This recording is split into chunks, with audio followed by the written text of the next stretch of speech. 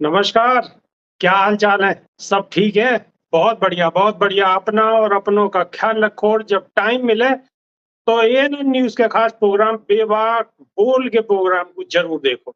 देसी देख बिगर ब्रेक और बगैर लाग लपेट बिल्कुल देसी अंदाज में हमारे साथ मौजूद है प्रोफेसर कुलदीप मलिक, सामाजिक कार्यकर्ता हैं और राजनीति में भी अच्छी पकड़ है। और हमारे साथ कांग्रेस के वरिष्ठ नेता सुमिति यादव जी मौजूद हैं और हमारे साथ जुड़ेंगे समाजवादी पार्टी से यश भारती जी। हालांकि यश भारती जी अभी जुड़ नहीं पाए हैं, टेक्निकल कोई प्रॉब्लम है, थोड़ी देर में वो जुड़ जाएंगे। तो हम प्रोग्राम की शुरुआत कर रहे हैं। आज जो विषय रहेगा हरियाणा को चुनाव। और कल 21 अक्टूबर को जो आरक्षण के मुद्दा पे जो भारत बंद को प्रोग्राम रखो एसटी एसटी के लोगों ने, वही स्थिति कैसी रही, वो प्रोग्राम कितनो सक्सेस रहो, कितनो असरदार रहो, यहाँ के विषय में बात होगी।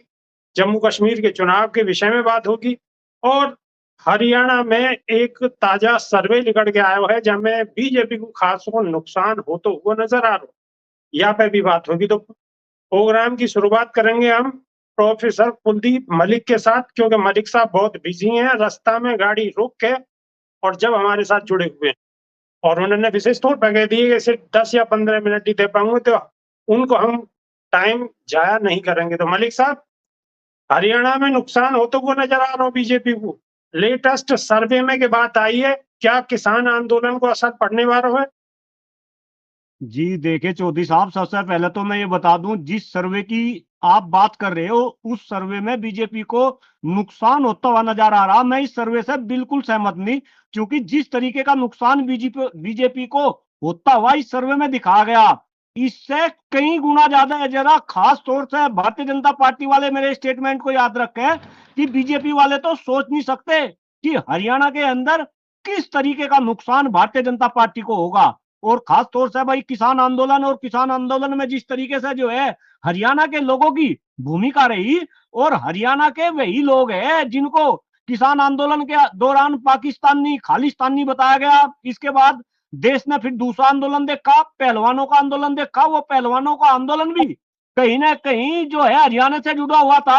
आप याद करो, जितनी भी बेटियां थी सारी की सारी बेटियां हरियाणा से थी, और इन दोनों का असर हरियाणा के चुनाव पर पड़ेगा बिल्कुल गंभीरता के साथ। और जो ये सर्वे कराया जा रहा, जिस सर्वे की आप बात कर रहे हैं, देखिए ये तो भारतीय जनता पार्टी के सर्वे है भाई। ये सर्वे तो इन्होंने जो है पहले भी कराए और पहले भी इनके सर्वे धराशायी हुए। कहीं ना कहीं भारतीय जनता पार्टी की एक चाल है सर्वे को लेकर कि अभी इसमें थोड़ा सा नुकसान दिखा दो, फिर आने वाले टाइम में इसमें थोड़ा सा फायदा दिखा दो, और एक हवा बना दो। जब चुनाव आएगा 1 तारीख को हरियाणा के अंदर वोटिंग होगी, तो कहीं ना कहीं सर्वे को ये ऊपर उठा देंगे और हवा बनाने की कोशिश करेंगे कि भाई भारतीय जनता पार्टी तो सत्ता में लौट गई। मलिक साहब, इशारे इशारे में कहीं आप महिला पहलवानों के मसले को भी आगे रख रहे हो क्या? नहीं नहीं भाई, इशारों इशारा में मैं तो चौधरी साहब बिल्कुल खुल के बोल रहा। एक बात बताओ, जिस तरीके से इन्होंने जो है हरियाणा में जो बेटियां थी, उसमें मैं सारी बेटियों का नाम लेना नहीं चाह रहा भाई। क्या हरियाणा के लोग वो केस भूल सके?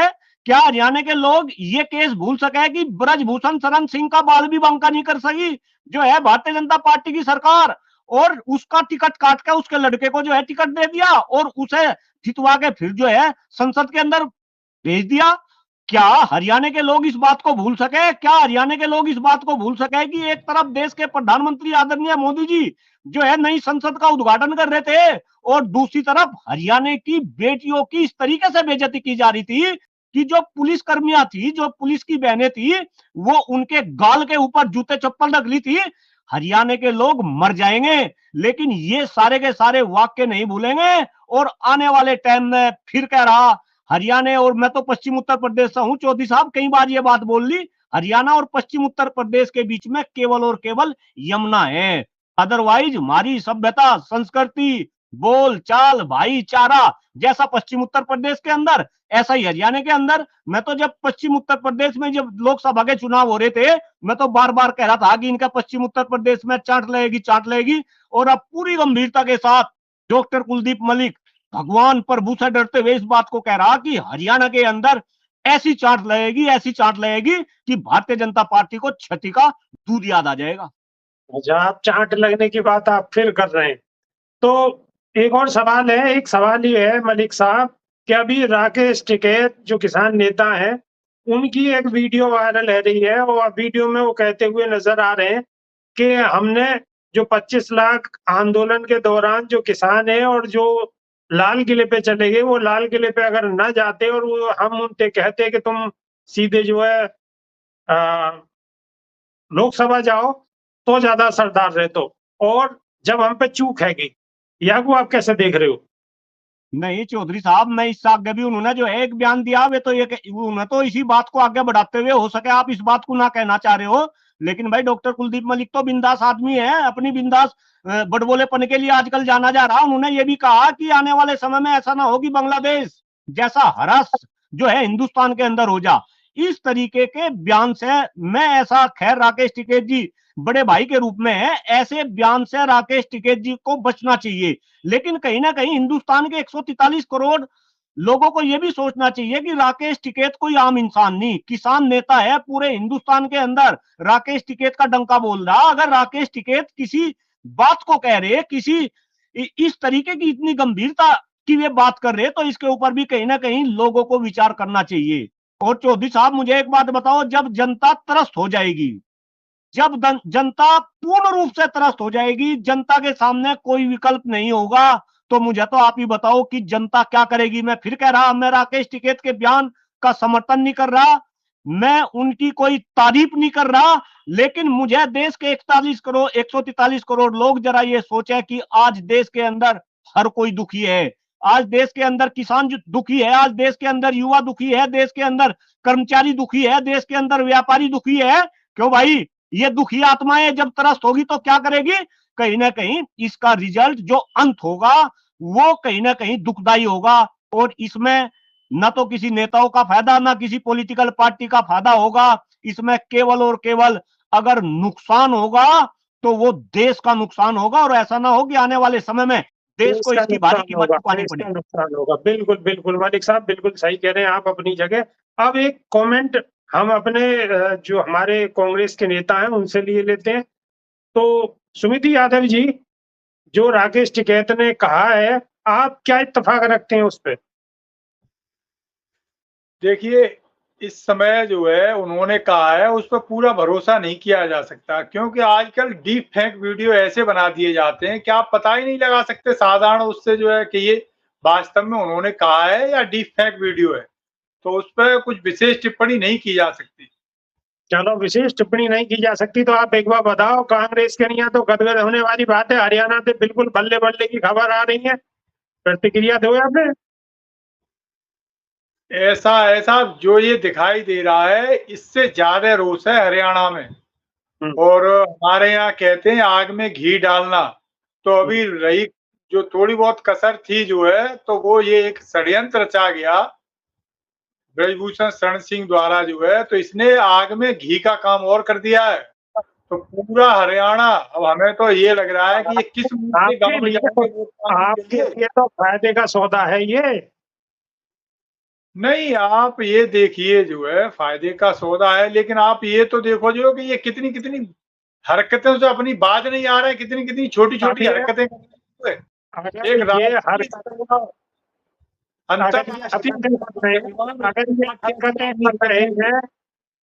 अगर ये हरकतें कर रहे हैं तो आपके लिए तो मौका है, आप जनता के बीच में जाइए, जनता में जाकर आवाज उठाओ, जनता आपकी आवाज को सुनेगी तो फैसला देगी, वोट के माध्यम से छूट देगी और चाट लगेगी। जो मलिक साहब कहे में चाट, तो चाट लगेगी।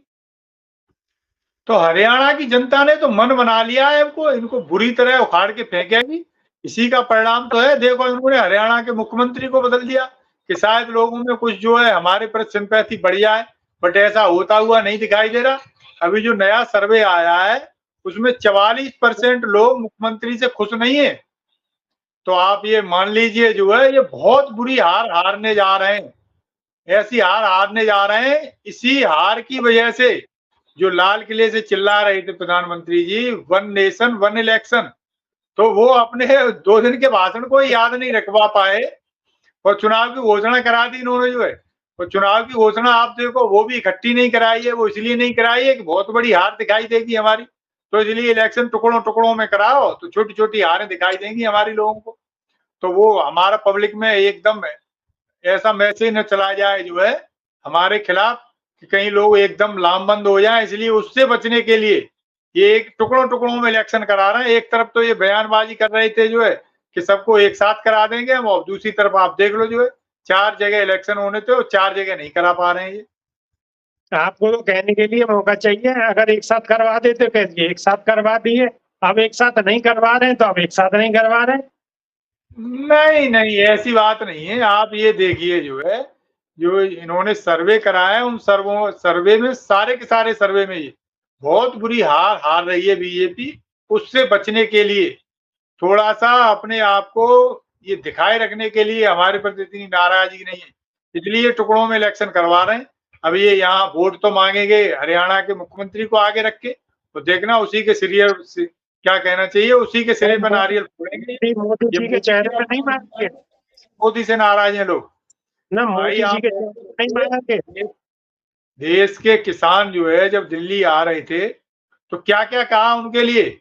तो वो नाराज़गी भूले नहीं है अभी हरियाणा के किसान, क्योंकि हरियाणा जो है बिल्कुल दिल्ली से सटा हुआ है, तो बड़ी पैनी नज़र रहती है दिल्ली की गतिविधियों पे हरियाणा वालों की। तो बिल्कुल अच्छा, आप मलिक ये साहब की बात करेंगे, मलिक साहब के पास। मलिक साहब एक सवाल। हरियाणा के लोग इनसे। जी मलिक साहब, जम्मू कश्मीर में भी चुनाव है और वहां कांग्रेस और नेशनल कॉन्फ्रेंस को गठबंधन है चुका है, और वह गठबंधन में मजबूती के साथ वो जम्मू कश्मीर में इलेक्शन लड़ेंगे। आप कैसे देख रहे हो? नहीं, बिल्कुल बिल्कुल चौधरी साहब, आप सही कह रहे हैं कि भाई कांग्रेस के साथ में जो गठबंधन हुआ वहां पे कहीं ना कहीं कांग्रेस को मजबूती मिली। और जहां तक आप जम्मू कश्मीर की बात कर रहे हैं, पिछले 10 साल से जम्मू कश्मीर में जो है राष्ट्रपति शासन है, और राष्ट्रपति शासन का मतलब है कि कहीं ना कहीं केंद्र की सरकार जो है जम्मू कश्मीर को चला रही। लेकिन अब सुप्रीम कोर्ट के कहने से, जरा यहाँ पे ये भी बात ध्यान देने वाली है कि सुप्रीम कोर्ट के कहने से ये इलेक्शन हो रहे, यानी अगर सुप्रीम कोर्ट दखलंदाजी ना करता तो जम्मू कश्मीर में चुनाव ना होते। यानी कि कहीं ना कहीं भारतीय जनता पार्टी को डर था कि अगर जम्मू कश्मीर में चुनाव हो गए तो भारतीय जनता पार्टी को पटकनी मिलेगी।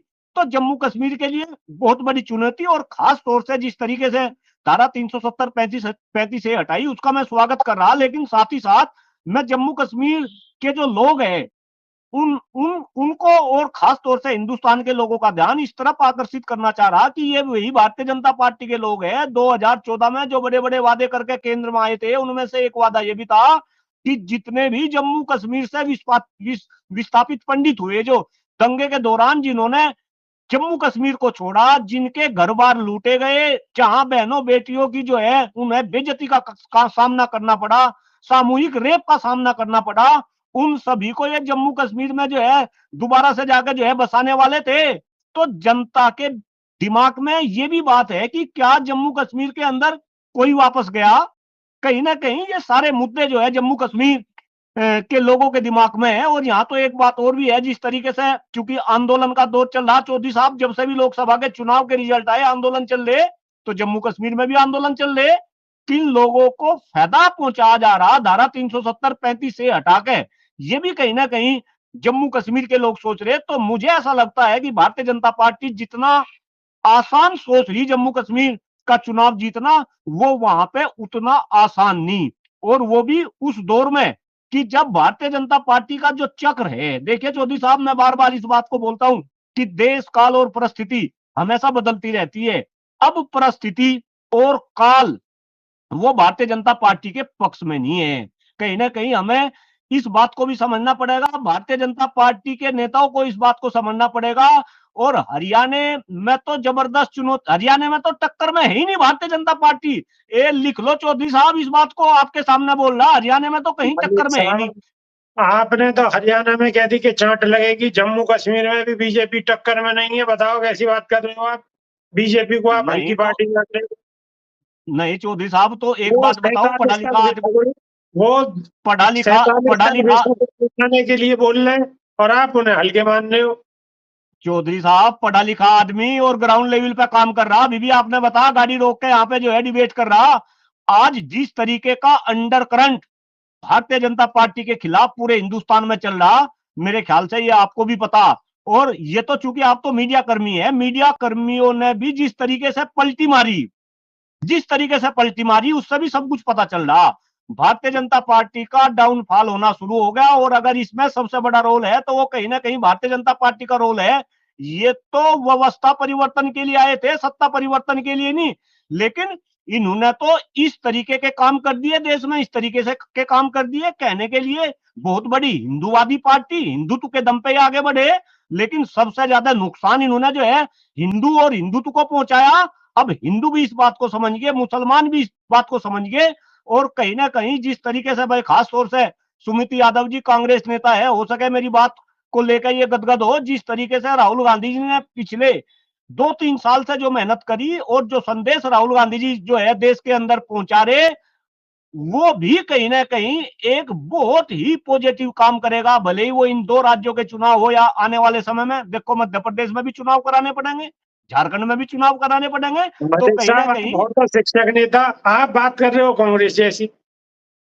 भाई एक बात बताओ चौधरी साहब, ना तो मुझे कुछ कांग्रेस वाले खाने को दे रहे, ना मुझे भारतीय जनता पार्टी वाले खाने को दे रहे, मैं तो जैसा भाप रहा।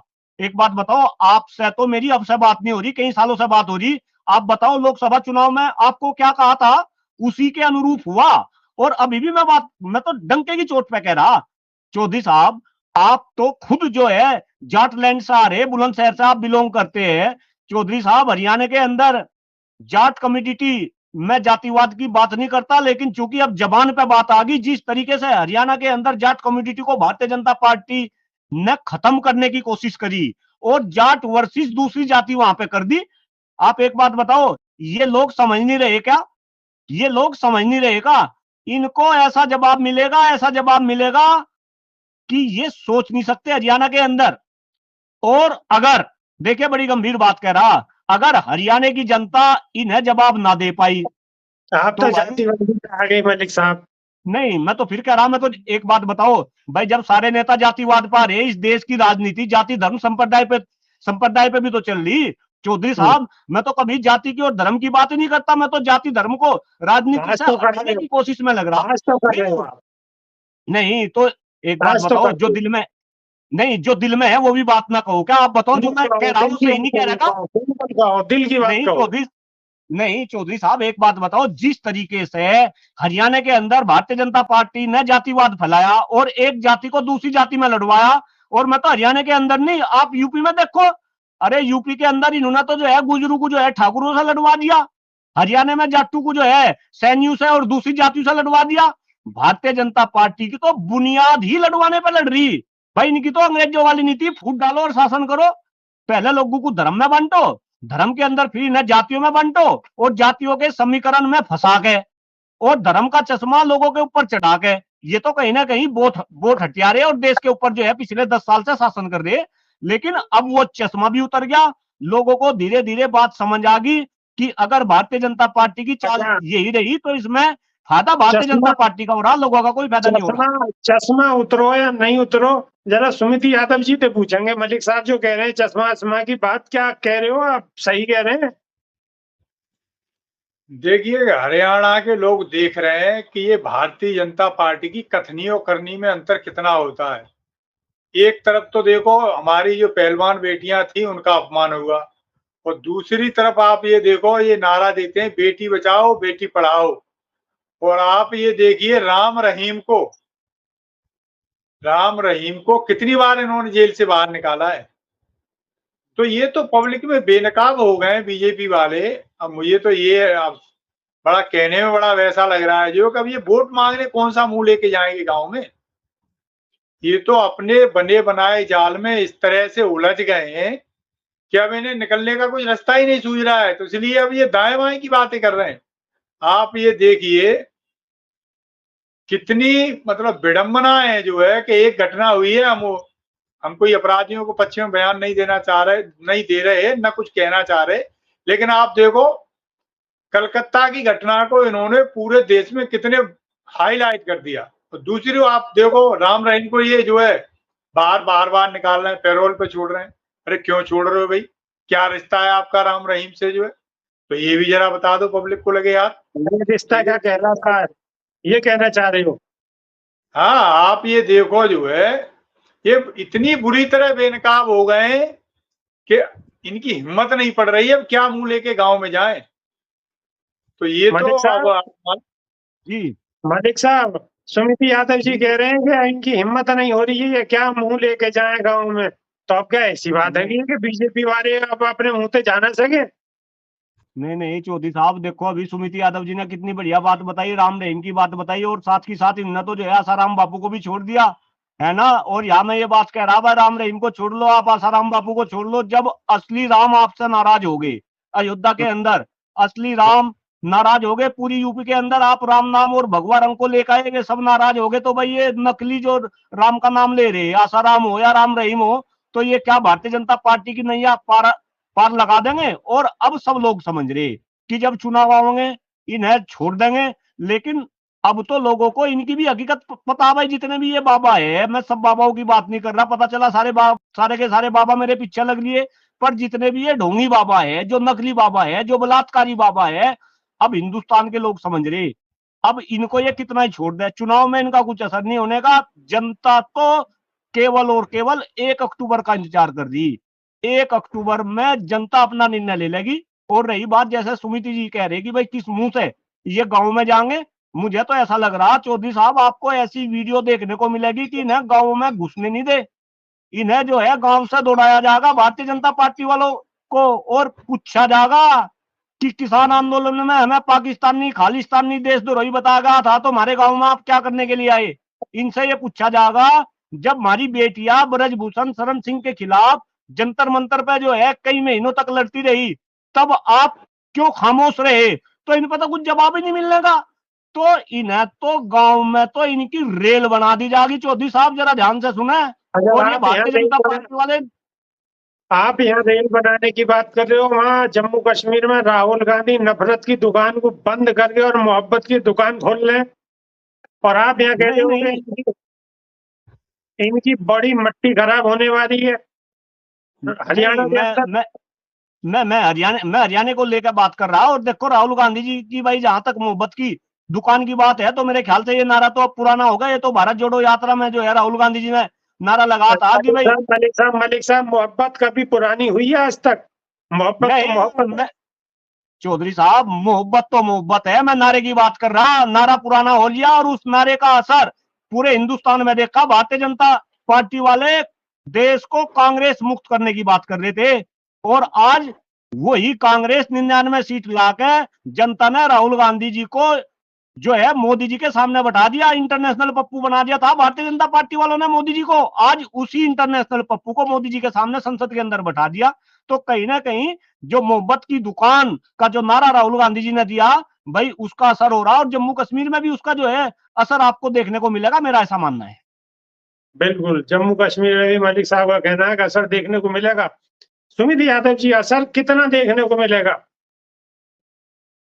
असर तो आप ये देखिए, जम्मू कश्मीर के लोगों को इन्होंने बिल्कुल कैद करके रखा है, और पूरे देश में जो है ऐसा माहौल बनाया है जैसे पूरे कश्मीर के लोग आतंकवादी हों। उनको इतना दंश झेलना पड़ रहा है इस बात का, तो उसका बदला तो ये लेंगे भाई। उन्हें कुछ विशेष अधिकार मिले थे। आप ऐसे देखो, घर में 5 भाई होते हैं तो पांचों को बराबर अधिकार नहीं होते, किसी को कोई अधिकार ज्यादा होता है, किसी को कोई अधिकार कम होता है। तो लेकिन वो पांचों भाई साथ साथ रहते हैं।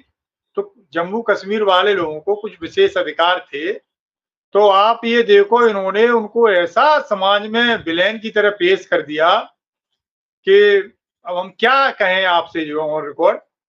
और दूसरी तरफ रही बात, अभी आप हरियाणा का जिक्र छेड़ रहे थे, तो हरियाणा देखो आप जो है बेरोजगारी में देश में नंबर 1 है। तो आप ये कहिए कि नौजवान इनसे नाराज हो गया। फिर आ जाइए जवान, फिर किसान। किसानों को इन्होंने आपने देख ही लिया, दिल्ली में घुसने नहीं दिया साहब। जो है किसान बेचारे जो है रो पीट के चले गए। एक केवल और केवल एक इनका यार है अडानी, उसने गोदाम बना लिए थे, उसकी वजह से पूरे हरियाणा नहीं पूरे देश के किसानों को इन्होंने रुला दिया, तब वो बिल वापस लिए। अब आज आप साहब सीमा पे जवान जो है, तो जवानों के लिए एक नई स्कीम ले आए ये। अब जवान नाराज, किसान नाराज है, सारे नाराज ही नाराज। नारा ही नारा है। दूसरी बात आप देखिए, ये सेना में भी जो है दो तरह की सेना कर रहे हैं। ये क्या करना चाहते हो भाई आप, जो है क्या मंशा है आपकी, जो है भाई आप हमारी सेना क्यों कमजोर करना चाह रहे हो? तो जवान, किसान और नौजवान, अब बताइए इन सब को मिला दीजिए तो कितना बड़ा फर्क हो गया। मलिक साहब, कितने हैं? साहब, जवान नाराज, किसान नाराज, बेरोजगार नाराज, सब नाराज ही नाराज है, छात्र नाराज। इतनी नाराजगी कैसे झेल पाएगी सरकार? नहीं तो चौधरी साहब, जब सब नाराज होंगे जब भी तो चांट लगेगी। और ये सुमिति यादव जी जो कह रहे तो भाई, तो बिल्कुल सही कह रहे भाई। आप ये देखो, हरियाणा के अंदर खास तौर से भाई किसान लोग यार, किसानों के बच्चे जो है जवान बन रहे, किसानों को इन्होंने वैसे खत्म कर दिया भाई। ये तो किसानों की आमदनी 2022 तक दुगनी करने की बात कर रहे थे। आमदनी तो आमदनी जो लागत लग रही फसलों पे, वो इन्होंने लागत तो बढ़ा दी। अब आप एक बात बताओ, मतलब कैसा लॉजिक है कि आपने लागत बढ़ा दी और आप आमदनी दुगनी करने की बात कर रहे थे। ऊपर से जो किसान के बच्चे जो बेचारे फौज में जाते थे, सेना के बच्चे, उनको आपने अग्निवीर बना दिया। 5 साल में वे अग्निवीर बनकर आ जाएंगे। तो कहीं ना कहीं भाई हरियाणा में तो एक जबरदस्त निगेटिविटी भारतीय जनता पार्टी के खिलाफ मुझे, और जो 1 तारीख को वोटिंग होगा उसमें नाराजगी, और फिर जब 4 तारीख को रिजल्ट आएगा, दूध का दूध और पानी का पानी हो जाएगा। आपके और हमारे सामने होगा रिजल्ट, और वो रिजल्ट भारतीय जनता पार्टी के तो हक में एक होगा नहीं। सवाल हो गया मलिक साहब, जाने से पहले आरक्षण में वर्गीकरण के खिलाफ कल आंदोलन हुआ है पूरे देश के अंदर, और वहां में बहुजन समाज बड़े बढ़ चढ़ के हिस्सा लियो। हालांकि इंडिया गठबंधन के जितने घटक दल हैं उनको भी उनको समर्थन रहो है, या वो कैसे देख रहे हो आप? नहीं चौधरी साहब, देखिए, अगर आप आरक्षण में जो है वर्गीकरण की बात कर रहे हैं तो ये देश का जो है दुर्भाग्य है। और कहीं ना कहीं जिस तरीके से विपक्ष हमलावर हुआ, और अभी जो लिटरल एंट्री का भी आप केस देख रहे होंगे, लिटरल एंट्री पे भी जिस तरीके से सरकार ने अपने कदम पीछे खींचे, क्योंकि अब जनता को ये समझ आ गया कि लिटरल एंट्री में भी ये जो है आरक्षण नहीं देते। तो कहीं ना कहीं अब जो वो तबका था वो भी जागरूक हो रहा, और सरकार के चंगुल से जो है निकल रहा। चूंकि सरकार ने तो जाति धर्म संप्रदाय का चश्मा सबके ऊपर चढ़ा दिया था, तो अब लोगों को ये लगने लगा कि भाई ये तो धर्म और जाति को लेके इन्हें तो आगे लेकर आ रहे हैं और हमें ठगने का काम कर रहे हैं। तो कहीं ना कहीं हिंदुस्तान की जनता अब धीरे धीरे सरकार की चाल को समझ रही। अब जिस तरीके से भारतीय जनता पार्टी बैकफुट पर हो रही, पिछले 1 हफ्ते में 3 डिसीजन भारतीय जनता पार्टी और मोदी सरकार ने वापस लिए। और जरा मैं फिर कह रहा, इस बात को मैं बार बार कह रहा कि ये वही मोदी सरकार है, ये वही मोदी जी है।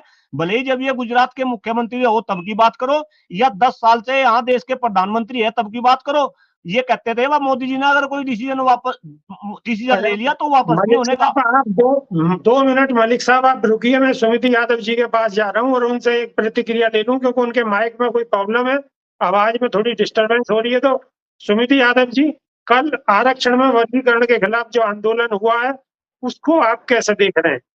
जल्दी से अपनी प्रतिक्रिया दीजिए। बीजेपी का ये पुराना हथकंडा रहा है, फूट डालो और शासन करो।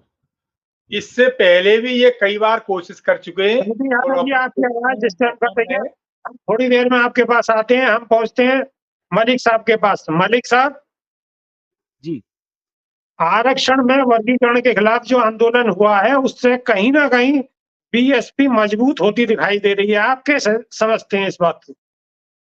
देखिए श्रीमान जी, जहां तक बीएसपी का मजबूत होने का सवाल है भाई, मेरा तो ये आकलन है कि भाई बीएसपी की तो अब कोई बात ही नहीं कर रहा।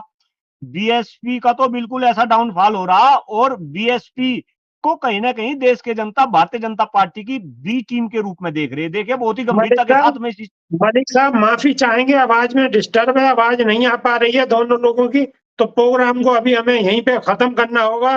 दोबारा कल फिर जुड़ते हैं इसी वक्त।